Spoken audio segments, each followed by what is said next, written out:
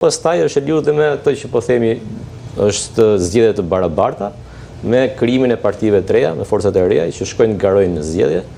Dhe edhe nëse ato do të kenë të njëjtën mënyrë financimi si partitë e mëdha, nuk do të kenë mundësinë që të konkurrojnë në zgjedhje dhe do të kemi zgjedhje të lira, po mbaj mend një karikaturë ndërkombëtare, ku ndryshojnë zgjedhjet e lira po kur janë edhe të drejta. Ishin lojtarët e një ekipi i futbollit që ishin me një këmbë të lidhur mbas dorës dhe vraponin me ekipin përballë që ishte të dy këmbët e lira. Kjo është janë të lirë të dy ekipet të luajnë, po njëri është i dizavantazhuar dhe kështu do të jemi gjithmonë me partitë e reja që do shkojnë, do hyjnë në garë dhe nuk do kenë të njëjtat shanse, nuk do kenë barabartë. Ku janë partitë politike, flas dy të mëdha PD dhe PS tek ndryshimi që mund të rrahin për këtë çështje pra për financimin e vet partive që ato përfaqësojnë dhe ku jeni ju si shoqëri civile, keni dallime për formën, modelin, se si duhet ta përshtasim ne këtë ndryshim ligji? Për ligjin e financimit të fushatave, para shumë diskutimet që janë shprehur publikisht ishin majoranca që propozon që të jetë çdo pagesë të jetë nëpërmjet sistemit bankar, të jetë regjistruar dhe të rriten më shumë ato kufizime që janë bërë aktualisht në reformën e fundit zgjedhore, që një kompani, një biznes që financon në fushat partinë nuk mundet të përfitojë më pas fonde publike, deri në 1 milion lek financimet që janë nga donator privat, persona konkret, privat.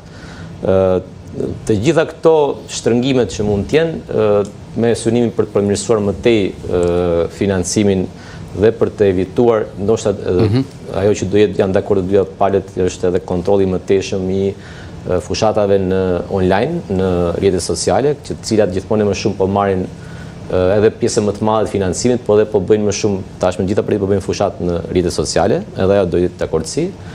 PD deri tani është skeptike besoj dhe duhet parë pastaj si do jenë qëndrimet më teshme, tek shfaqur jo me besim plot që këto rregullime do përmirësojnë vërtet fushatën, duke pasur parasysh që ka financimet e burimeve shtetërore që ndikojnë. Pra nuk i zëm bes socialistëve që janë pushtet, le të themi, jo ndryshimeve të ligjit. Paka shumë dëmi më i madh bëhet te burimet shtetërore, tek ato premtime që bëhen për vende pune, tek legalizimet, tek falja e borxheve. Dhe këto janë pjesë, besoj që nuk do i preki këto ndryshime. Kontrolli i keshit, i financimit kesh, se mund të rregullohet kjo, po si zgjidhet profesor Deveshi? Le ta supozojmë që nuk zgjidhet kjo, ose themi u zgjidh 100%. Problemi në vijim të asaj që po thoshte Erioni. Çështja është kjo që ne kërkojmë financa transparente në mënyrë që aktorët dhe të jenë me kushte të barabarta në garë dhe publiku të di se nga vijnë parat. Po si do ja bësh në momentin që nuk garojnë partitë, po garon shteti me disa parti.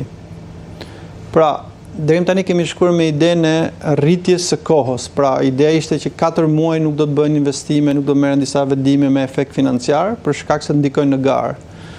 Po ustallarët e bën këtë që marrin vendime